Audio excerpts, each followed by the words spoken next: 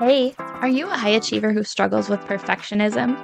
Do you get stuck in the cycle of overthinking? Do you do everything for everyone else because you think otherwise it won't get done? Do you feel like you should come with a disclaimer? Hi, I'm anxious. Hey, I'm Katy. Full disclosure, I'm not a therapist, doctor, or mental health professional. I'm just a career mama who also struggles with anxiety. For me, anxiety reared its head at the most inconvenient times, when I wanted to be present with my family, at those high pressure business meetings, when I was laying in bed awake at night worrying instead of sleeping. I just wanted to relax and be able to have fun, and I know that you do too. What if you found tools to manage your anxiety? What if you knew how to enjoy life even though you are anxious? Look, it's time to put down that third cup of coffee and swap it for some lemon water. We're going to get control over anxiety so it can stop controlling you. Let's go, girl. Dear sweet anxious high achiever, welcome. I'm so glad that you're joining me today. I hope that you're doing well. I want to talk with you today about a topic that I think may be a dose of tough love for everybody, including myself. And I think that this is something that, as anxious high achievers, it's really important to identify because I think that sometimes anxiety will cause you to avoid things. And then when you're avoiding the thing, your anxiety gets worse and it just becomes this really terrible, perpetual, cyclical cycle of being afraid to do a thing so you avoid it. And then because you're avoiding it, being more afraid of the thing, and on and on and on. And then when you combine this with the fact that you are a high achiever and you're used to being able to accomplish just about anything you really put your mind to, I think that it can be extremely frustrating and maddening. And there's just a little bit of cognitive dissonance, I think, that takes place when you're so capable in so many areas of your life, but you recognize that there's one thing that you're just avoiding, putting off, not doing, whatever, that's causing your anxiety to get worse. So today, dear sweet anxious high achiever, I am going to encourage you to do one thing for yourself this week, and I want you to do it this week.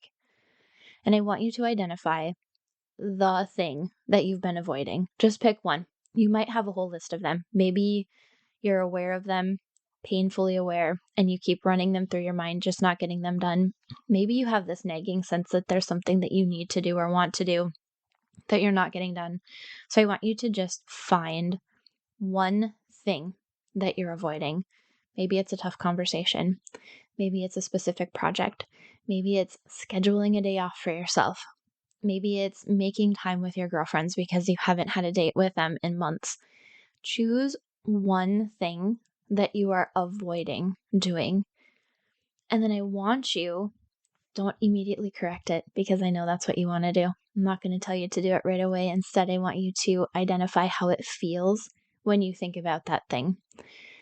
Because I think the key here is to help you identify what it is inside of you that you're causing by avoiding this thing potentially, or perpetuating or holding on to, and see how it feels, because I'm guessing that it doesn't feel very good. And I'm guessing that you'd like to feel a different way. But first, I think it's important to actually feel that feeling. So find that thing. And then I want you to just sit in silence with it. And this doesn't have to be a big long practice. I'm thinking like sit quietly where you're undistracted for 1 minute. And I know it's hard to find time without distractions. Sweet anxious high achiever, trust me, I get it. Maybe it's literally like when you pull in your car into the garage after work, just sitting there in silence before you get out of the car and go into the house for the day to do this practice. I want you to sit and just notice in your body how you feel when you think about this thing that you've been avoiding. I'm guessing the feeling that comes up will probably be somewhere in the center of your body. Maybe it'll be like in your throat, chest, or stomach area. That tends to be where I notice kind of bigger feelings, especially around things that are frightening to me, anxiety producing, something that I'm avoiding. And I want you to just sit with it.